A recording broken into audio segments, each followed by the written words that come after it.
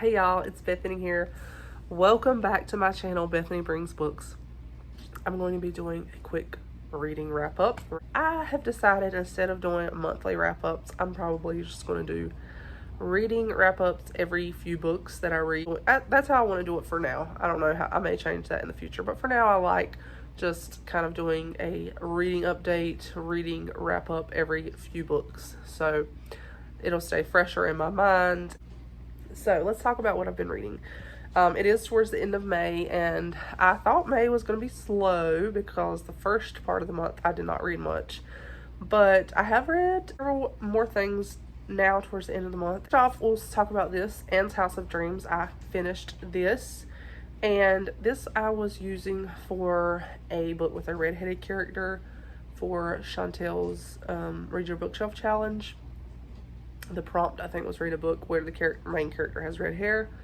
And so I actually had picked a different book, but I still haven't read that one. So I decided to just go with this one because this is one of the books that I needed to read anyway for my 24 and 2024 challenge.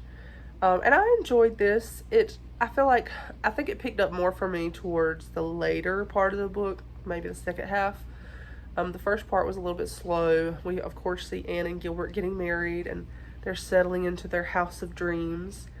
And it definitely had a little bit more sad content than what I thought it would have. I was caught off guard by that, but I did enjoy it. I don't think it's my favorite in the series. I still think the first one is probably going to be my favorite all the way through, but I enjoyed it, and now I'm looking forward to moving on to the next one. I felt like the cast of characters in this one was a little bit less than what we have seen in some of the other books. We have several main characters, and that we pretty much see continually throughout the book, kind of see their stories and things that are happening with them, like side characters. Yeah, I'm interested to see what I think about the rest of the series, and overall how the rest of the series is going to hold up compared to the first three.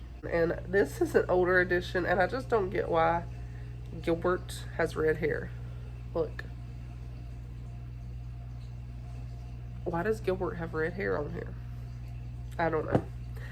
Let's just go ahead and talk about what I've been reading, because there's one book in particular that I want to gush about, and I'm going to save that one for the end. But yes, so I'm reading Loyally Luke. I'm about halfway through, almost halfway through. I'm enjoying it. What else can I say? I'm enjoying it. I, of course, love all the banter and the laughs and fun. I have gotten sidetracked with a few other books, so I haven't been rushing through this one, but I am enjoying it. At this point, I don't think it's going to be my favorite in the series. I think Izzy's going to be my favorite in the series. We'll see. We'll see. So yes, I am working my way through that. I also have started on the Metropolitan Affair. So we're going to talk about this book right here in just a few minutes, but this book I read, and it's set in the 1920s. So after I finished this one, I was heading into a book hangover, like almost in a slump, because this one was so good I didn't know what to pick up next.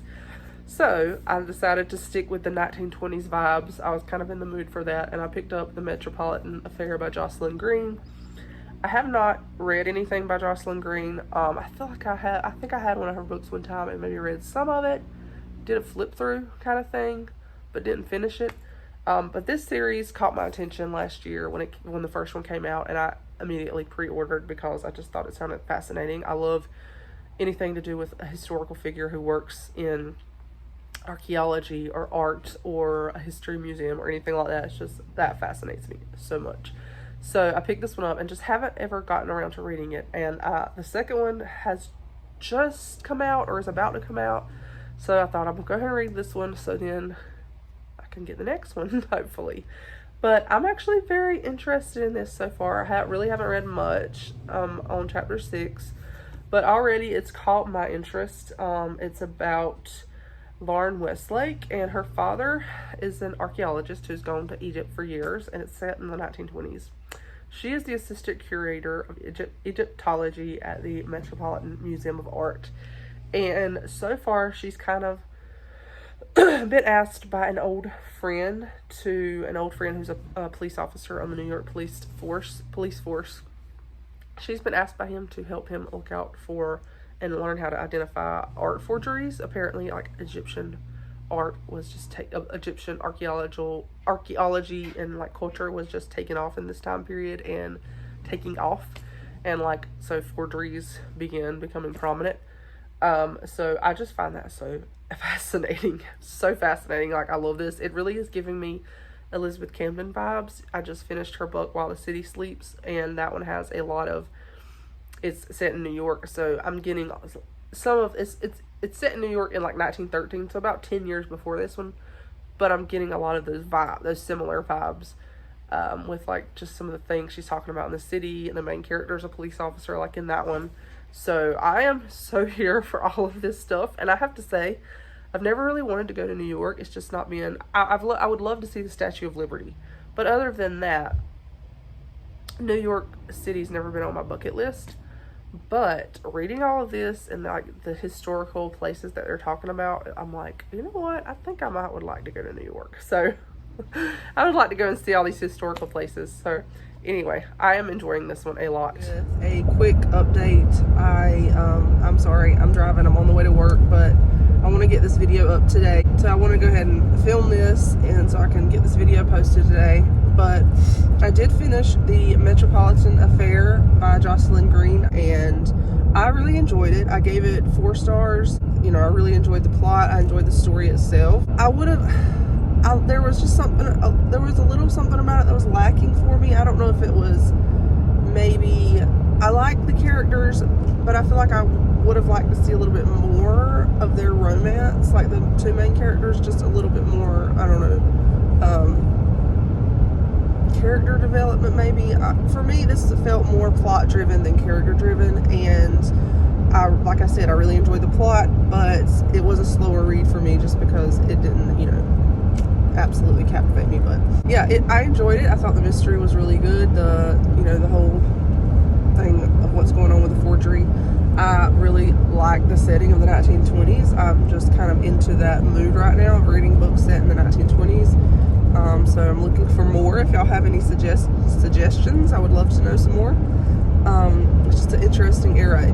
Not one that typically interests me, but lately I just have found it fascinating, and I'm enjoying reading books about it.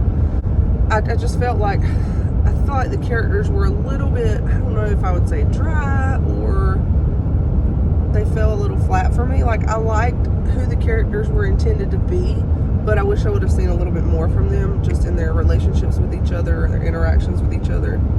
I do feel like it's a little bit more towards the plot. And so I think if you really like history, and you especially like this era, then you would like the book. The romance was a little bit on the lighter side for me, I think. It's there, but it just fell a little flat for me, I guess. I don't know how to say it. But overall, it was a good book. I definitely want to continue the series. It's one of those books that I think I probably will not reread again, but I'm glad I read it. I enjoyed it. I would recommend it, and I really want to finish the series. I'm very interested to see, because the next one I think is about one of her friends or roommates. She has 2 roommates. One's a cousin and the other's a friend, and one of them works at the Museum of History, and the other one works somewhere else that's historical too. I can't remember what it is, but anyway, the whole series as a whole is just like right up my alley with the character, like where the characters work and stuff. So I'm really interested to see where she goes with that. But just wanted to add this on to this video since I have finished it. And then I read Cat Among Pigeons. I actually just finished this today. It's a Hercule Poirot mystery, and I enjoyed this. Actually, I found it quite interesting overall. Like, the mystery itself was pretty interesting. At first I wasn't sure, because it started out with kind of political undertones, like a revolution in like a Middle Eastern country, and I was like, I'm not big on like political suspense. It swiftly changed. We end up at a girls' school in like this was written in the 1950s, so I'm not sure if it's set. I'm guessing maybe it's set in the 40s. I don't know.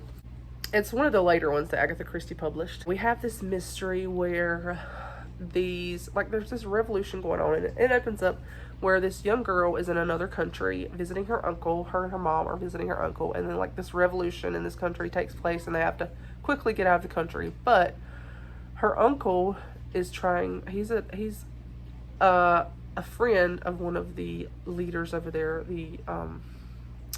I guess they're Arabic leaders over there. He's a friend of him, and he's gonna fly him out of the country. Try to fly him out of the country.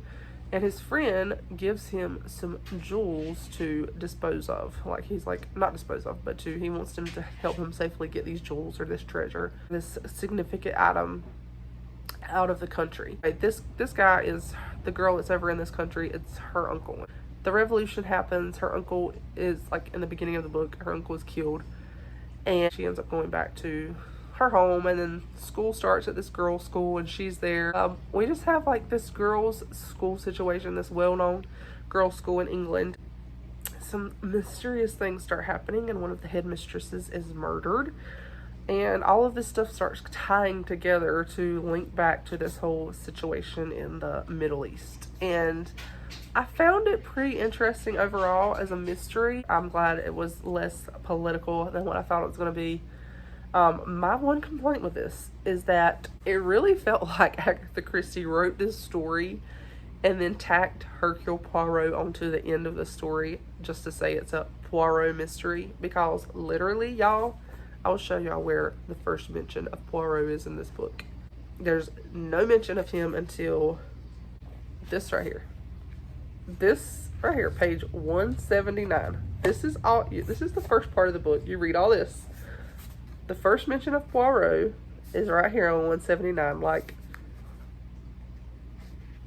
70% into the book. Y'all, I was like, what? It literally, like, it really feels like she had these ideas and wanted to write a good mystery, but people wanted Poirot, so she just threw him on the end and said, this is another Poirot mystery. Like, literally, most of the story is already solved until the end. At the end, he kind of comes in and ties it all together. But yeah, it did not feel like a Poirot mystery, because for most of the book he's not in it. Other than that, I enjoyed it. I will probably give it 4 stars on Goodreads. Working my way through these, I had fun with it, and I have started watching the BBC adaptation, and so far I think it's pretty good. Of course, they had to eliminate some of the characters because, you know, there's so many characters in her books, but I feel like they've done it in a really good way, and also managed to work it where Poirot is present throughout the whole mystery. They did it in a really good way that I think still holds true to the original story. Finally, y'all, let me gush for a bit. Just sit back. Let me take a sip of water first, because this is going to be... Gotta prepare myself for the gushing. I'll just sit back. Tighten your seatbelts. This book, y'all, I read this book in one day. I started it in an afternoon, evening, and in between doing supper and chores and stuff, read until 2:30 in the morning and finished it. Y'all, let me say, I don't think I've ever read a novel of this size in one sitting. I may have read one in like 24-ish hours, like partly one day and partly the next, but it's very rare for me to do that. I don't think I've ever sat down and read a book cover to cover like this. Y'all, this book is amazing.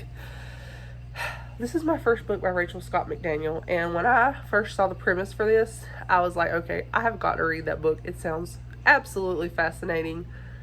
And it was, and I can't wait to read everything else she's written.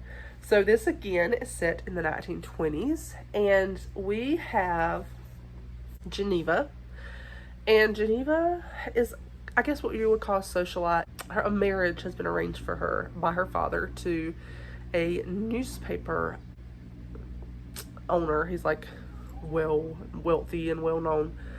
He owns a newspaper, and so there's been this marriage arranged between them by her father. The book actually opens up, and I'm gonna try to talk about this without doing spoilers. It's kind of hard. It opens up a few months after their marriage, and she thinks that he is dead. She heard that he was involved in a plane crash. Well, within this first chapter, like at the end of this first chapter, I think, she comes face to face with him and realizes he's not dead. And so the following story is, it's a mixture of, we're flashing back to a few months prior, seeing what happened to lead them up to their marriage, what has happened to cause this mystery that's going on.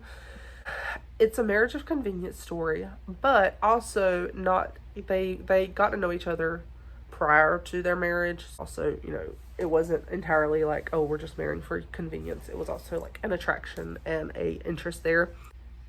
She's kind of bored with life as a socialite, and so she meets him, the newspaper guy, and not only is he a lot different than what she was expecting when she met him, but he's also into like flying airplanes and stuff, and she finds that so fascinating and freeing, and so he teaches her how to fly a plane, and in the process she becomes a wing walker.